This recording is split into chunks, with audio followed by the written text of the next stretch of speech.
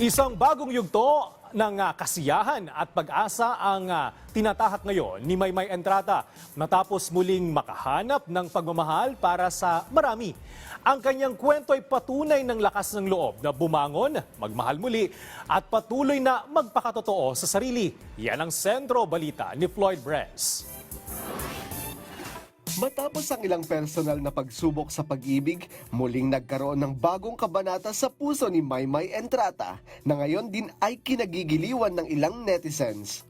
Ayon sa aktres at model na si Maymay, ang kanyang relasyon kay Joaquin Enriquez ay naging daan para sa kanyang emotional healing at personal growth. Ipinaalam nila ang kanilang relasyon sa publiko noong Oktubre 2025, ilang taon matapos ang pagwawakas ng relasyon ni Maymay sa kanyang dating non-showbiz boyfriend na si Aaron Hackel noong Abril 2024. Sa mata ng kanyang mga tagahanga, ipinakita ni Maymay ang tapang at kagandahang loob sa pagharap sa personal na buhay.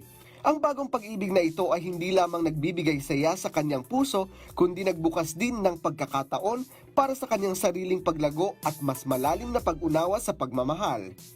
Floyd Brez para sa Pambansang TV sa Bagong Pilipinas.